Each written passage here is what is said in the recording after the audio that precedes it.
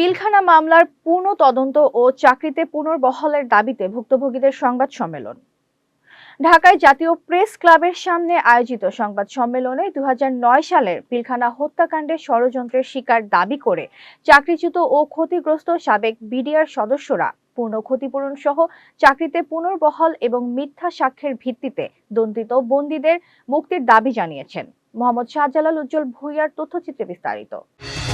ঘরে বা ইন্ডাস্ট্রিতে মেঘনা স্টার কেবলস, বিশুদ্ধ কপারের নিরাপদ কেবলস, আপনার নিরাপত্তার সঙ্গী।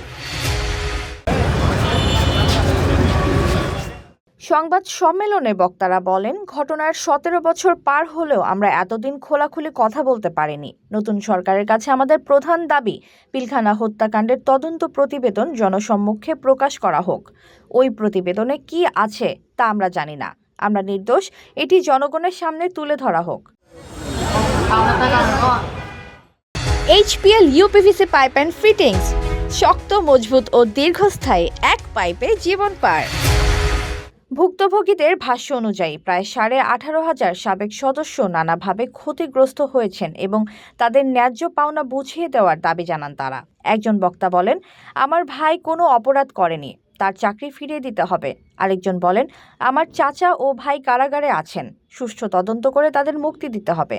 সংবাদ সম্মেলনে কয়েকজন বক্তা অভিযোগ করেন, তৎকালীন বাংলাদেশ আওয়ামী লীগ সরকারের নেতৃত্বে কিছু ব্যক্তি এ ঘটনার সঙ্গে জড়িত ছিলেন।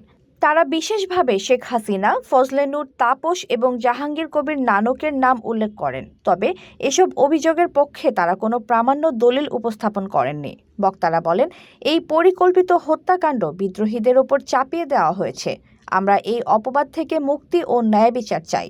আমাদের ন্যায্য অধিকার, চাকরিতে পুনর্বহাল নিশ্চিত করতে হবে। সংবাদ সম্মেলনে উপস্থিত ভুক্তভোগীরা দ্রুত নিরপেক্ষ তদন্ত, ক্ষতিপূরণ প্রদান এবং দণ্ডপ্রাপ্তদের মামলাগুলো পুনর্বিবেচনার জন্য সরকারের প্রতি আহ্বান জানান। কিছুই জানি না যে ওই রিপোর্টে কি আসছে, যে আসলে আমরা দোষী না নির্দোষ, বা এটা আসলে প্রকৃতপক্ষে কে দোষী বা কে আশেপাশে কিছু জানি না।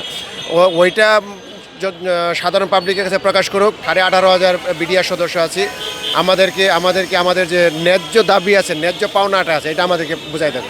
আমার ভাই কোনো অপরাধী ছিল না, কিন্তু আমার ভাইয়ের চাকরি নিয়ে নেওয়া হয়েছে। আমরা চাই যত সুষ্ঠুভাবে বিচার করে আমার ভাইকে চাকরি ফেরত দেওয়া হয়।